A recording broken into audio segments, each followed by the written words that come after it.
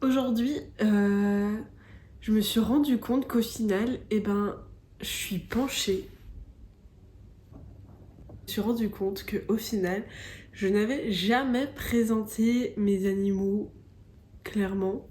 J'avais jamais présenté les animaux dans une vidéo pour leur rendre un petit peu hommage parce que je fais quand même beaucoup de choses avec eux et je les aime du plus profond de mon petit cœur. Alors c'est l'occasion de faire une vidéo consacrée à la présentation de mes animaux, je considère clairement mes animaux comme mes enfants. Il y a plein de gens qui trouvent ça hyper étrange que c'est pas pareil, etc. etc. Bon, ouais. À partir du moment où je nettoie leur caca, leur vomi, que je leur donne à manger, j'estime que c'est un peu similaire tout de même. On va commencer avec la dernière arrivée, la dernière en date de Mademoiselle Oni. Moi, son petit surnom, c'est Nounouille, parce qu'elle est pas très maligne. Oni, elle a maintenant 2 ans et Maxime l'a adoptée un petit peu avant qu'on se mette ensemble, 2 mois, je crois, environ. Et elle vient de connaissances potes à lui qui ont déjà eu pas mal de chats et de portées. Et ils voulaient un chat depuis quelques temps et à chaque fois ils disparaissaient, enfin ils étaient un peu livrés à eux-mêmes. Hein. Et ils voulaient un chat. De base, il me semble qu'ils voulaient un garçon. Et quand ils y sont allés, parce qu'il a été le chercher avec une amie à lui, qui a aussi adopté un chat. Et quand ils les ont vus, au final il a voulu la fille. Et c'est ainsi qu'il a choisi Nouille et que son ami a choisi le garçon. Ce qui est cool, c'est que du coup le frère de Nouille qui s'appelle Blue, et on a toujours de ses nouvelles, etc. Et par contre il a l'air un peu plus malin que Nounouille. Je pense qu'on a pas eu de chance là-dessus. Elle est née le 16 avril, le même jour que Maxime. Elle aime beaucoup dormir à mes pieds, elle aime beaucoup jouer à la balle. Et tous les soirs, quand on regarde une série ou un film, elle se couche sur le côté du canapé pour nous faire des câlins. Et je trouve ça incroyablement mignon. Ensuite, Shanksette. Shanks, il est né à la SPA. Et sa mère, en fait, elle a été abandonnée 1 semaine avant qu'elle n'accouche. Du coup, ils savent quand est-ce qu'il est né. Et je me rappelle jamais, en fait. C'est ça le drame. Il me semble qu'il est né en mai, le 24 mai, il me semble. De base, il s'appelait Néo. Et étant donné que c'est un rappeur assez discutable, j'ai décidé de changer de prénom. De base, je voulais l'appeler Rimbaud. Et quand j'en ai parlé autour de moi, tout le monde comprenait mal et me disait « Oh là là, tu veux l'appeler Rambo? T'aimes bien Sylvester Stallone ?» Alors que j'éprouve une haine. C'est peut-être un peu fort, j'éprouve pas non plus de haine, mais je déteste tous les films avec Sylvester Stallone. Je trouve qu'il ne joue pas bien. Il m'énerve et cette personnalité publique est détestable. Après j'ai eu plein d'autres idées, machin, je voulais appeler Vespucci, des trucs mignons comme ça. Et après je me suis dit, il est roux, comme Shanks le roux, ça sera Shanks. Et depuis, c'est Shanksette la chaussette, parce qu'il dort dans le bac à chaussettes. Mais on l'appelle aussi Shanks aux 1000 surnoms, parce que tous les jours, toutes les semaines, il a toujours des nouveaux surnoms ce chat. Et il est incroyable. C'est un petit bébé d'amour de 5 ans. Et il est très sage, il est très bien élevé, il est très doux, très calme. Je le promène en laisse sur les stations d'autoroute. Voilà, niveau calme, niveau à l'écoute. Et en Vendée, je promène mon chien et il nous suit. Du coup, on va ensemble dans les dunes, dans le sable et tout ça. Il aime beaucoup me suivre et courir après les bouts de bois. Je pense que c'est un chien caché. Sa particularité, c'est qu'il veut tout le temps boire à la source. Ce qu'on appelle la source, c'est le lavabo de la salle de bain. Il adore l'eau, il a des gamelles attitrées. Il adore l'eau. Il aime beaucoup se tremper les pattes, etc.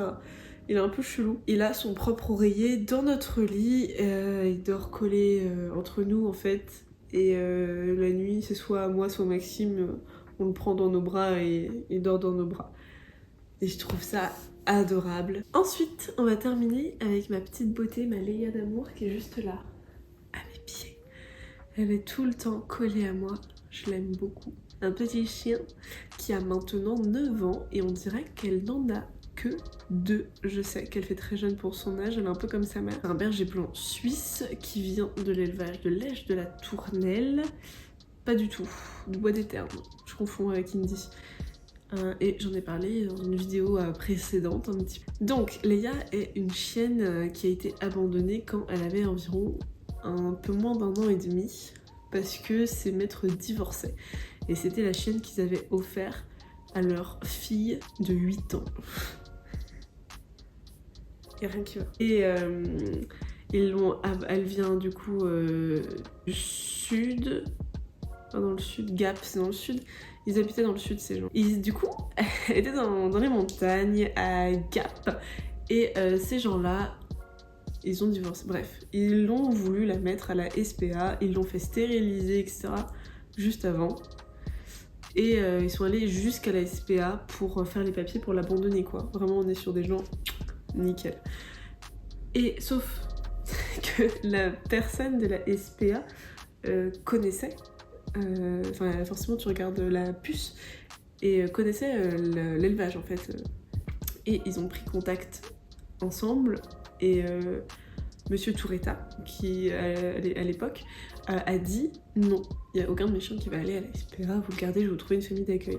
Et à partir de ce moment-là, cet élevage-là qui est ami avec l'élevage de l'âge de la Tournelle qui est vers Dijon, que je connaissais parce qu'on avait adopté Indy là-bas, et il savait qu'on cherchait un autre chien. Et c'est ainsi que je l'ai récupéré. Ces gens-là, ils sont venus jusqu'à Troyes pour nous déposer la chienne. Et on s'est dit que c'était super sympa de leur part d'accompagner leur chienne vers une nouvelle famille, etc. Mais c'était parce que on était beaucoup trop naïfs. En fait, c'est vraiment des gens très peu respectables. Je me rappelle toujours, on était au magasin de mon père, on venait de faire les papiers de sédation de propriété du chien, et leur gamine de 8 ans était en larmes, mais elle faisait la colère de sa vie. Je pense que de toute sa vie, elle va s'en rappeler. Du coup, aujourd'hui, cette fille-là, elle a 17 ans, parce qu'elle a 16 ans, quelque chose comme ça.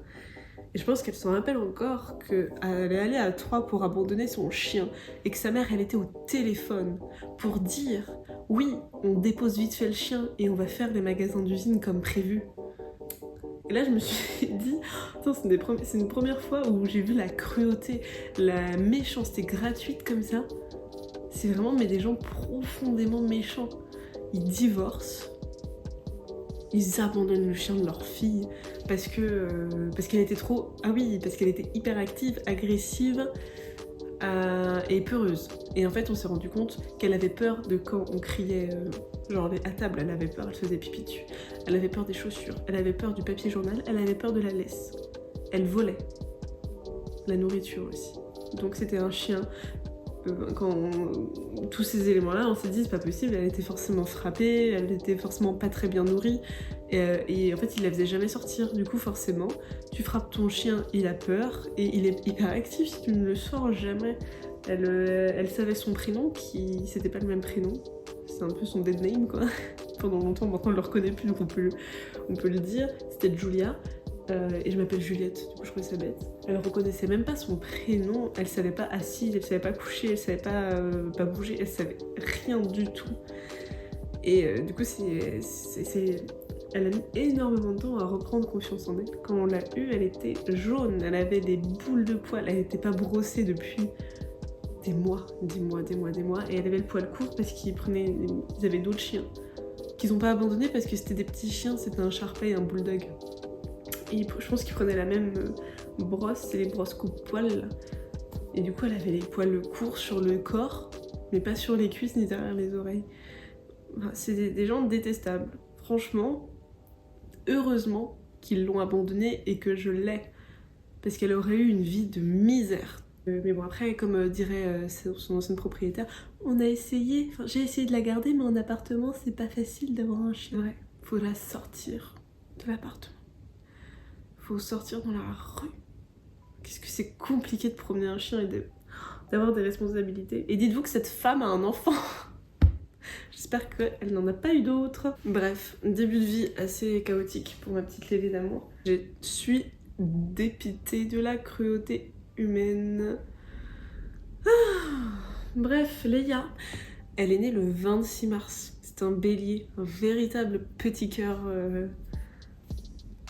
d'amour. Là, elle fait un énorme dodo. On a fait une grosse balade ce matin, tout à l'heure. Plutôt l'après-midi d'ailleurs. Voilà. Elle adore les bâtons, les casser, c'est un peu sa passion. Quand elle joue au bâton, on peut lancer le bâton qu'une seule fois parce qu'après elle le déchiquette. C'est un peu son point faible. Elle aime bien aussi courir après le gibier. Quand on l'a adoptée, quelques semaines après, on a fait une balade en forêt, elle est partie 4 heures parce qu'elle chassait un chevreuil. Il faisait nuit, il y avait un orage. Et en fait, on entendait du bruit et elle était tout le temps autour de nous. Mais elle avait peur de revenir, elle avait peur de se faire engueuler, elle avait peur de s'en prendre une, hein, tout simplement. Alors que... bah non. Et quand je l'ai revue là, dans les phares de la voiture, oui, puisqu'il était 22h au mois d'octobre ou novembre, je sais plus, je l'ai pris dans mes bras, ma petite choupette. C'est très douce, très sensible, elle écoute. C'est un peu mon âme sœur, les gars. Enfin, c'est un peu mon ange gardien. Je pense qu'on n'est pas ensemble par hasard. C'est pas possible. On est très fusionnelles toutes les deux. C'est tous les animaux que j'ai actuellement. Voilà. Bon, je vais pas présenter Maxime, mais je pense qu'on le connaît assez.